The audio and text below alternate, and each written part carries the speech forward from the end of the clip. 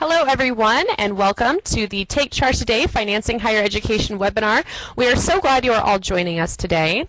A few helpful tips before we get started here. Please check your sound, make sure you can hear us. You should hear talking at this time. Please turn off all other programs. Use the strongest internet connection possible. And if you're having any issues or difficulty, please be sure to use any of the features within Instant Presenter, the text chat box, which many of you are already taking advantage of. Thank you so much. Great conversations already happening there. And you can also use the feedback button, the drop-down feature, to say, I'm fine, we need to slow down, we need to speed up. Whatever any feedback you have, please let us know. Interaction is encouraged throughout the webinar, so please feel free to use Twitter, Facebook. You can use the hashtag TCTWebinar. You can also tweet at us, UA_TCAI on Twitter, or follow us and like us on Facebook at Take Charge Today, and keep in touch with everything that we have going on. You can also text right here directly to the presenters or to the whole group. You can use the chat feature, or like I mentioned earlier, use the feedback signal and let us know how you're doing. I have three great guests joining me today. It's wonderful to have experts in the field joining us, and I'm pleased to welcome Dr. Mike Staten. He's the Take Charge America Institute Director and Assistant Dean of Careers, Commerce, and Industry here at the University of Arizona. Welcome, Mike. We also have Dr. Rebecca Salcedo. She is the Senior Associate Director here at the University of Arizona in the Office of Scholarships and Financial Aid. And last but not least, we have Shelly Stanton, a Take Charge Today National Master Educator. She is also the Technology Integration Specialist for Billings Public Schools in Montana. We would like to thank the following sponsors of today's webinar. They've made this one possible. Thank you to the Maryland State Department of Education, the Investment Company Institute Education Foundation, and the Foundation for Investor Education. Thank you all so much for providing this resource for teachers across the country. Take Charge Today, which many of you are probably familiar with, is a program and curriculum with a decision-based approach to personal finance. Formerly Family Economics and Financial Education, Take Charge Today provides a consistent framework for thinking through financial choices in order to improve well-being. Take Charge Today also provides educators with the no-cost curriculum materials and the skills and confidence to effectively teach financial literacy. Our first speaker today will be Dr. Rebecca Salcedo. Rebecca Salcedo is a Senior Associate Director here at the U of A.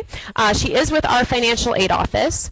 She joined the University of Arizona in January of 2008, first as a Federal Financial Aid Counselor, and later as the first Student Scholarship Services Coordinator for Scholarship Universe, a scholarship matching system designed exclusively for U of A students. Rebecca has also worked as an academic advisor at Marymount University in Arlington, Virginia, and a residence life administrator at Monmouth University in Long Branch, New Jersey. Rebecca holds her PhD in higher education from the University of Arizona, a MS in Human Services from Capella University, and a BA in Liberal Studies from Marymount University. Today, Rebecca is going to talk about the financial aid process as she explains it to students and families considering coming to the University of Arizona, but she'll also provide some general resources that are available to educators, families, and college-bound students across the country. So to kick it off, just want to note a couple of things. First of all, it is never too early to start thinking about prepping for college. Savings funds, looking for scholarship, all of those things can be done at any time throughout the process. You don't want to leave them towards the end. Also, determining the best way to go about this investment in higher education is a great first step to take. College is a financial and time investment, and you want to be as much as an informed consumer as possible. The U.S. Department of Education has done a wonderful job compiling resources about the college-going process, and just one of these is the College Preparation Checklist, which provides a to-do list from elementary school to FAFSA filing time in their senior year. This slide tells you where to order the College Preparation Checklist and other Department of Education materials. We've also listed some other resources throughout the next few slides that we will refer to and recommend to your students. Here you can see the several items that we have on the checklist. The first recommended resource that Rebecca will discuss is the College Scholarship Service Profile, or CSS, which is an application by College Board which many private schools, but an increasing number of public schools, including the University of Michigan, University of Pennsylvania, University of Virginia, and University of Arizona, utilize. I do recommend that students not fill out the profile unless they are requested to do so by the institution that they're applying to. There is a fee for the filling out the profile, but the fee is typically waived if the student is a high-need Pell-eligible student. And then the third resource on that slide is the UC Santa Barbara has put together one of my favorite FAFSA tutorials and given them permission for us all to use it and promote it with students for any student or family who would like additional guidance in filling out the FAFSA. So there are a lot of financial aid resources online. If you just do a search, you'll find FAFSA tutorials and information about different financial aid resources, but these are just some of the ones that I recommend to students and have used. I'm skipping ahead a little bit to after the family has already completed a FAFSA, but in giving examples of national resources that are available. The shopping sheet is another government initiative to streamline and standardize financial aid information. It's not a perfect resource, but it really does attempt to standardize the information so that students can do a side-by-side comparison. In addition to the shopping sheet, schools will still provide their own financial aid award letters, which they do attempt to, and we certainly do at the University of Arizona, develop our letter in a way that we feel is as comprehensive and informative to the student as possible. But the shopping sheet is a tool that I suspect will become even more prevalent in conjunction with the school's financial aid award letters. At the top left of the shopping sheet, I know it's a small detail here, but on the top left they provide the cost of attendance for the school, which will vary widely, especially when students are comparing in-state or out-of-state tuition rates or online programs that would not include housing costs. The shopping sheet also lists the grants and scholarships that the student would be awarded on an individual basis, and the grants and scholarships are known as gift aid. And then they provide the net cost and options to pay that net cost, and work options, loan options, and other financial aid options. On the right-hand side of the shopping sheet is information that is about the institution as opposed to the specific student's award, and that includes information on the graduation rate, the loan default rate, and the median borrowing rate of the school. So this information is covered on the shopping sheet, but this slide breaks it down a little differently. It's the cost of attendance, which does again vary by school, in-state or out-of-state, the housing choice of the student, and the student's unique circumstances. There's also a difference between the direct costs for which you get a bill, so example, tuition and fees, and indirect costs like transportation and miscellaneous that are more variable.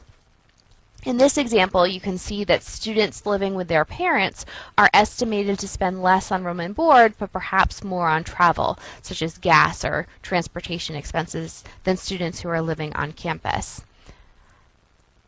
Now on this slide, you can see that the non-resident tuition for a student of Arizona is significantly higher than the in-state tuition. So the Arizona state tuition is just over $10,000, but on this sheet, the out-of-state tuition is $27,000. It's still a great bargain for a school like the University of Arizona, but it is important for families to note this cost difference in making their college decisions.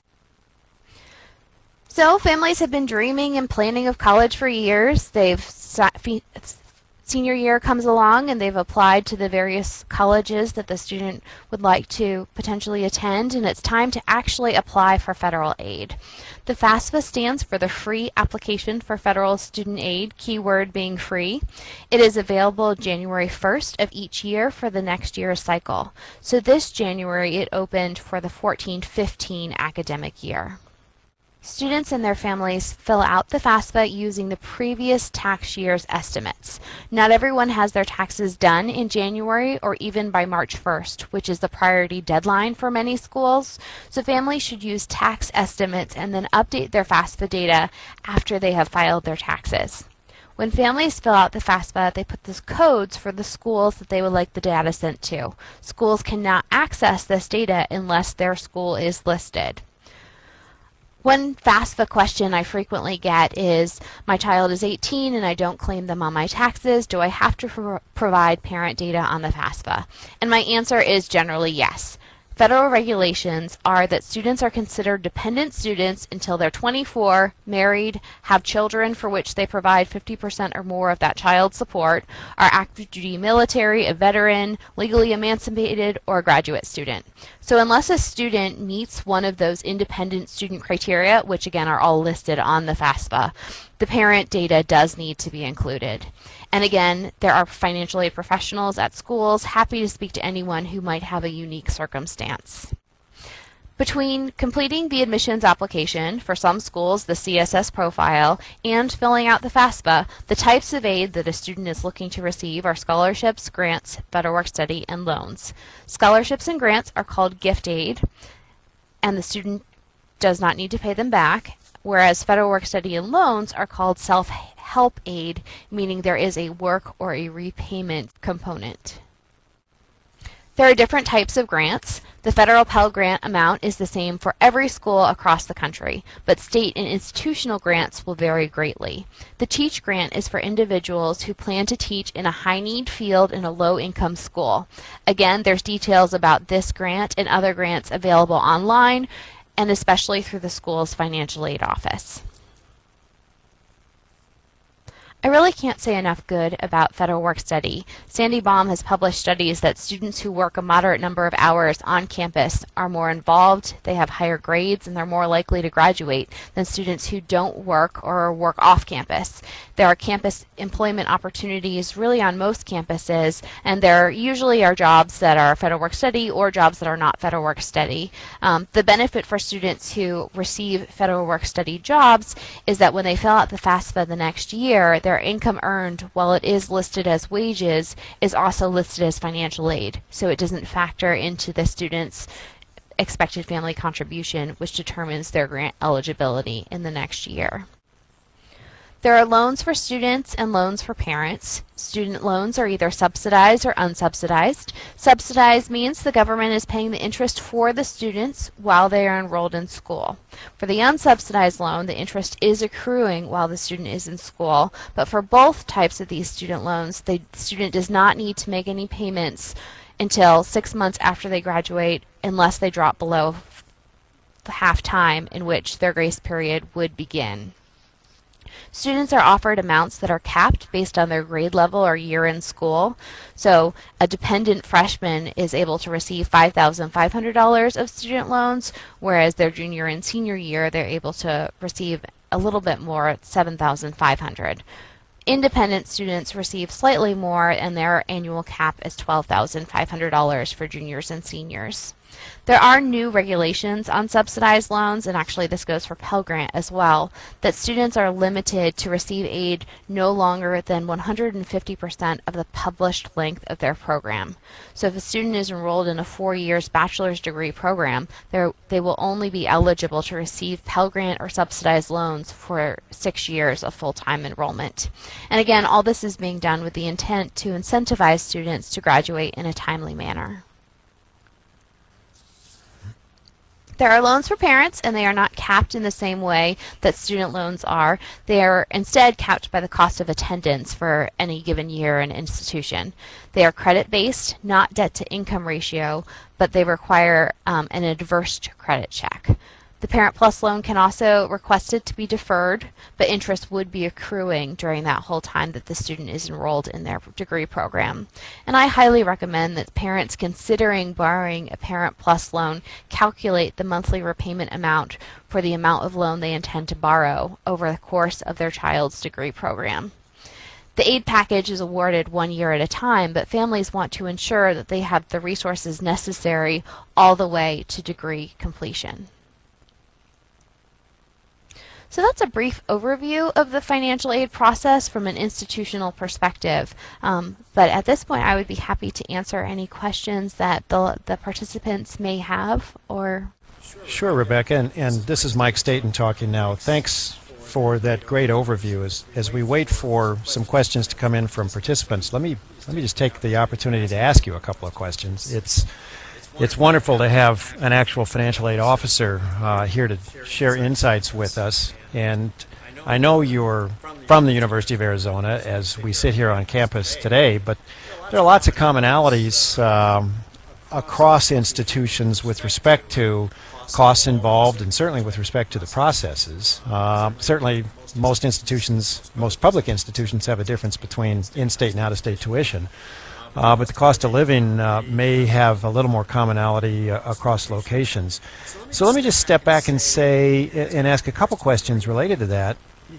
We've heard a lot of information in summary form. When should parents really start thinking about financing higher education? At what point when their kids are in high school does this really start to become front and center? Can you give us a little sense of the timeline that they ought to have in mind? Absolutely. And really it's never, as you said, it's never too early to start thinking about financing higher education, but there are some key early milestones. For example, the PSAT, which some students take for practice their sophomore year of high school. The PSAT is what determines a student's eligibility for national merit scholarships. And so if a student's taken it their sophomore year, it's important to know that it's their junior year score that determines the eligibility for that scholarship. Also, the SAT and ACT scores are used to determine scholarship eligibility in addition to admissions eligibility for certain institutions. And so there are deadlines that are specific to the college and scholarship application process that families really need to be paying attention to during the junior and senior years. I actually have a slide here that indicates the senior year timeline. And as you can see, in the fall, the student is applying to college. They're looking for scholarships. They're not going to be able to file the FAFSA until January 1st. And at that point, sometime really before January 1st or the school's priority deadline, which for many schools is March 1st, the student will use their tax estimates on the FAFSA and just be sure that they meet that priority deadline. In spring, they'll want to also pay close attention to any scholarship deadlines for the specific institutions. Once they have actually filed taxes in April or whenever they choose to do that, they'll want to go in and update their tax information on the FAFSA and fulfill any outstanding financial aid requirements requested from the specific schools. Depending on when orientation is offered for different institutions, they'll want to make sure that they're signed up and that they attend financial aid sessions. Usually there's a special financial aid session for parents. In summer is when they have the opportunity to accept any loans that they were offered. And then in fall, they'll receive their first amount of financial aid. The earliest schools are able to disperse financial aid is 10 days before the start of classes, but again, that would vary school by school. And then once the student is in college, it's important for them to remember that they do need to fill out the FAFSA every single year, and that deadlines continue to be important for aid consideration. Also, as I had mentioned before, some schools request the College Board profile for consideration for additional institutional aid, and so that deadline would also be critical for families to meet. Great, thank you. So we have one question. Questions are beginning to come in now. We have one question in particular about the Parent Plus loans. What determines the interest rates on that? Is that a function of credit record or? No, the Parent Plus interest rate is fixed by the Department of Education, and so no, it is fixed based on when the family borrows the Parent Plus loan. However, there are private educational loans that are available for students, and those would for families, and those would vary based on the creditor. Okay, great. FAFSA for undergrads, we've heard a lot about. Is that part of the graduate school application and financing process? Yes, it is. The FAFSA actually, continues on and on, but there's different types of aid that students are eligible. There is not Pell Grant for graduate students, and at many institutions, gift aid is quite limited for graduate students, but in order to be eligible for federal loans, so the unsubsidized loan and the Graduate Plus loan, graduate students would need to fill out a FAFSA, again, every single academic year that they're enrolled in their program. Okay, thank you. The shopping sheets that you mentioned, we saw a couple of examples of for the University of Arizona. Is that something that's a relatively new tool? And is that something that parents should expect all institutions to be providing? It is a new tool. I believe this past cycle, is the first time it was officially launched for any institution. It is not at this moment a federal mandate that schools utilize this, and so not everyone has. I believe it had said on the slide that there was it 1,200 schools that are choosing to implement it, and so it's not required. 2,000 schools have committed to providing the shopping sheet to the students. When by committed, does that mean that they're actually doing it, or they're in the process of working it up? Do you know? Probably a little bit of both. Yeah. Yeah. Not every school system is set up to automatically award the students in this format, and so really at this point at University of Arizona we're doing both, because we still feel that there are elements of data on our award letter that is really beneficial to students, and we want to explain our different awards and provide more information than is available on the shopping sheet. So it sounds like this is something that's clearly a trend that's going to be spreading, and families who are considering sending their kids to higher institutions of higher learning should be looking for this, and it's part of becoming a smart shopper, I suppose, is to be on the lookout for this kind of information, and even if there's not a form available for the school that you happen to be talking to, find somebody else's form and ask them those questions. Sounds like might be a good advice. Absolutely. I mean, knowing a school's graduation rate, their loan default rate, their median borrowing rate is helpful information. It's not all the information that families need in making the decision. And so, if there's a median borrowing rate of $15,000, but your student has only been offered $10,000 in loan, or instead was offered $20,000 in loan, the median may not mean as much to you as an individual. And so it may not truly impact your decision about which school to attend, but it is important information to know. So there are lots of things to understand about college costs and how to finance it. As you sit back and think about it, what do you think, what's something you wish people would better understand about college costs? What are the common misconceptions, if you will, or things that they just need to keep squarely in mind as more important than anything else? Mm-hmm. Well, I think it's important for families to understand the difference between direct and indirect costs. So you have a cost of attendance, but that's an estimate of every single educational cost that the student will incur over that 9-month academic, or however long their academic period is.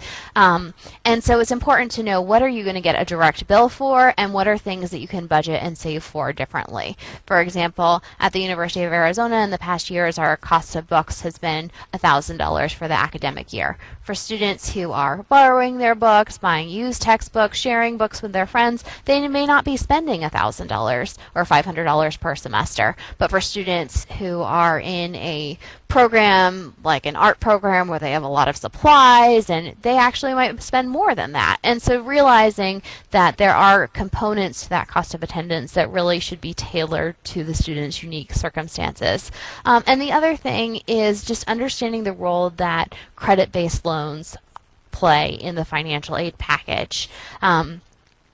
Parents, especially depending on how large the cost of attendance is and the type of aid offered by the institution, that credit-based loan could play a pretty large role in the financial aid package. And there are some options. If the families would be denied that credit check, they can get a cosigner, or they can look at private educational loan options. If they don't have adverse credit, they can certainly appeal that credit decision.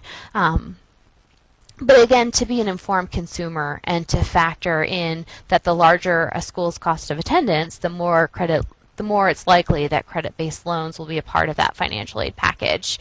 There are many loan repayment calculators online where you can plug in the loan amount, the interest rate, and the term to know in advance what that monthly repayment would be. And I think it's important for families to do that to understand what is the scope of the investment that they're making.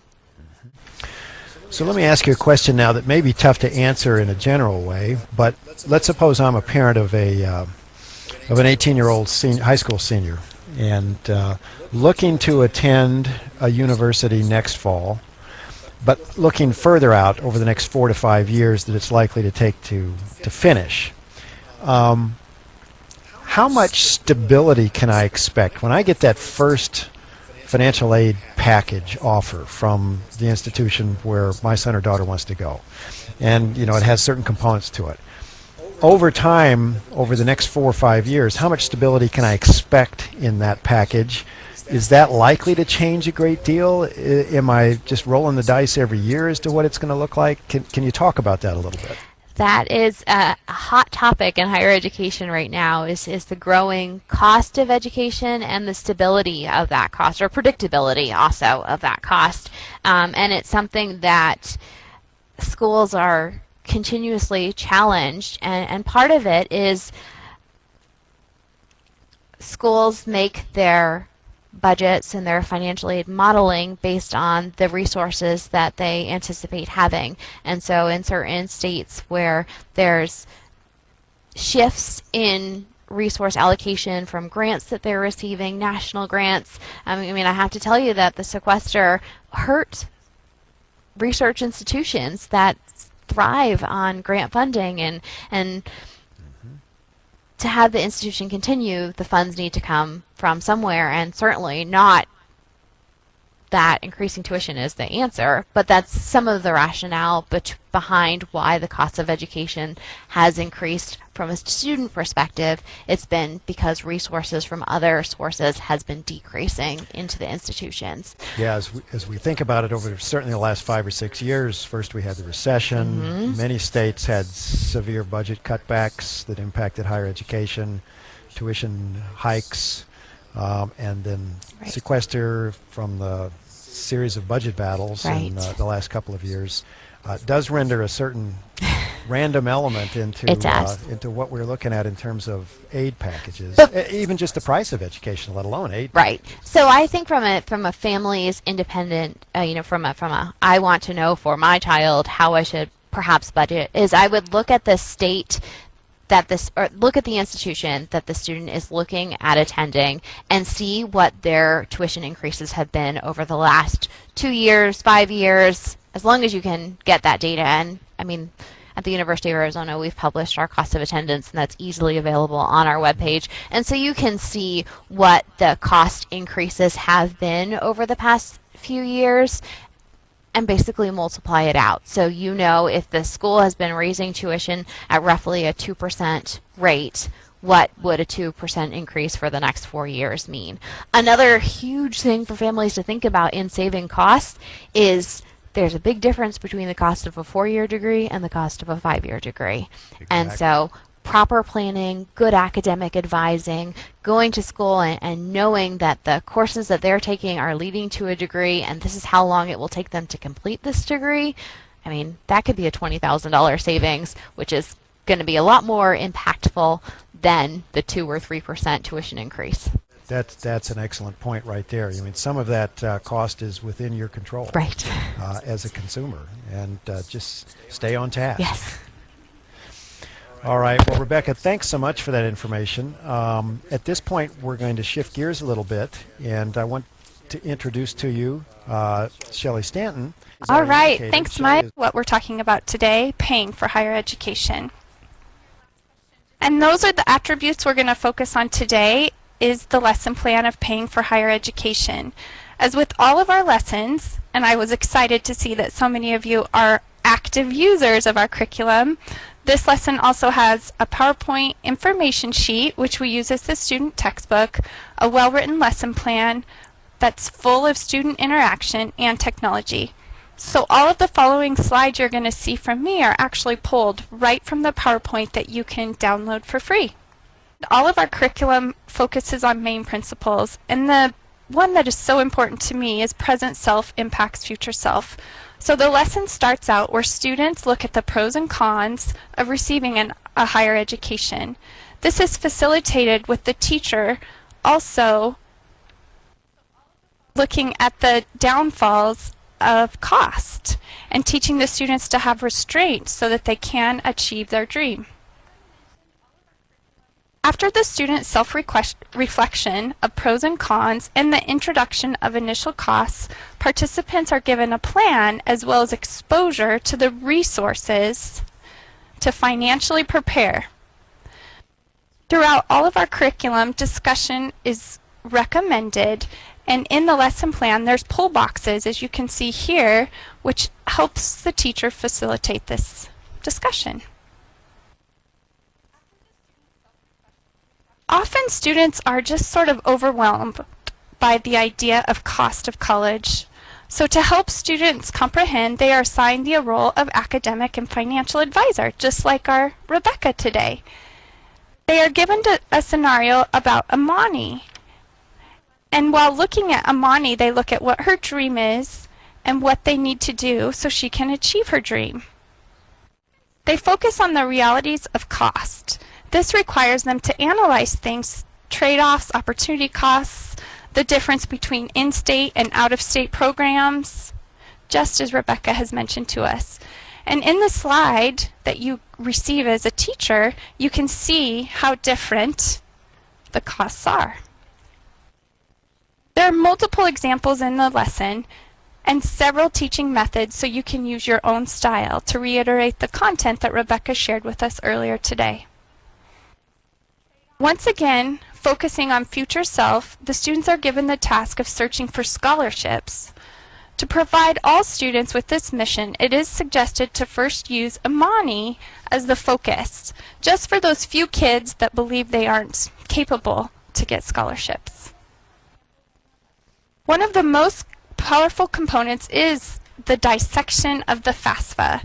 So all of those great topics that Rebecca shared with you are broken out into lesson plan format, where the kids look at eligibility, deadlines, the application process, and it also lists all of those amazing resources that Rebecca shared with us. There is an activity called the FAFSA Dissected, and in this activity they actually go through step by step what they need to complete the FAFSA. Lastly, the students take time to apply the learned concepts to themselves. As you can see in this brief example, students gain knowledge, skills, and confidence in the difficult realm of paying for higher education. As I mentioned earlier, one of my favorite components is the scholarship search. It provides a plethora of resources as well as the activity of going out and looking to see how to make your college experience less expensive. All of our lessons end with multiple choice conclusion and assessment options. An assessment option that has worked well for our teachers is the PSA creation, or public service announcement. We, of course, suggest using technologies such as SoundCloud or Stop Motion Studio to create this dynamic reflection of content. Several of our master educators, including Kathy Beck from Michigan, used this PSA as an outreach to their community and their school. Not only is this a great lesson for teachers, it's also an awesome lesson for counselors. This is a quote that was given to me, actually, from a counselor in Montana. Everything I needed was in one place and made not only helping seniors easier, but also assisting parents. Another great quote from one of our master educators is that this lesson plan is the only one of its kind, and it's so essential to the lifelong learning of our students. All right. Well, that is lots of great information. If there are no other questions, feel free to type them in that chat box if you do have them. But great questions and a wonderful conversation with Dr. Staten, Dr. Salcedo, and Shelly Stanton. We got a question. I have twins in my class and their parents are beginning to look into financial aid. Is there an advantage to having more than one child apply at the same time? Rebecca? Yes, there is. One of the questions that is on the FAFSA is how many children are in college. And so that is a factor that is considered in determining a family's expected family contribution. I believe there may be some private schools or institutions that have some sort of a tuition program where if you have more than one child from the same family, there are certain tuition benefits. That's not true at the University of Arizona. However, it might be something worth asking other institutions. One thing that I did want to mention in sort of asking these sorts of questions to the school's financial aid staff is that there are certain schools who are able to make adjustments to a family's tax data if there's been a change in the family income. So, for example, at University of Arizona, we have parents come to us and say, someone in our family lost a job or there was a reduction in their wages. Is there something you can do? And we at the University of Arizona do what's called a budget or a resource reevaluation, where we can see that there's been a change that's not being reflected on the tax data and then make adjustments to the FAFSA. Again, not every school does this, but if you have a question that is specific to your family's situation, do contact the school's financial aid office. Follow-up question, how about stepchildren or parents who feel responsible for helping foster kids get into school if the foster parents are basically supporting these foster kids? Well, coming from Arizona, that's a great thing to be asking, because coming through our legislation and through the Arizona Board of Regents are additional scholarship awards for students in the foster system. So that is something to speak to their foster care liaison and also to contact the school's financial aid offices about. There may, on a national, broader level, there may be specific scholarships available to students coming through the foster care system, and that's something I would search for specifically because that's an important demographic piece of information for the student. Great questions, great information. Thank you all so much. And again, if you have questions as we wrap up here, please feel free. We'll have everybody for another 10 or 12 minutes here, whatever time we have left. But I do want to make you all aware that we have some great content videos on the Take Charge Today website. All of these videos run only about 5 or 10 minutes, and there are videos for you all as teachers to build up your knowledge on the subject. And so we do have a video library that is building. And before I get into that one, I see another question. Also, foster care students should be considered. Yes, that's great input. Great job. Thank you, Mary, for that information. And so we do have these videos on our website, and 3 of them do pertain to financing higher education. Benet Edwards, she's with the Outreach and Grants Management. She is the Outreach and Grants Management Coordinator at Maryland Higher Education Commission, and she has 7 tips for financing higher education. And we have a whole video on the FAFSA. We have also a video. Stuart Ritter talks about the 529 savings plan, and he is a senior financial planner with T. Rowe Price Investment Services. So lots of great information on there that can help with your knowledge of the subject as well. We also have the Take Charge Forum, which is an online forum for everyone to take part in to discuss ideas, not just necessarily content ideas, but also ideas on implementing the curriculum and teaching it in your classroom. So hop on there, Preparing Higher Education. There is a group there, and share your ideas, struggles, suggestions, all of this great information. Please share it with your colleagues. We have a question here from Amy. I teach personal finance during the 3rd trimester of the school year and have primarily seniors. What information should I cover with them when they are this close to graduation and starting college next year?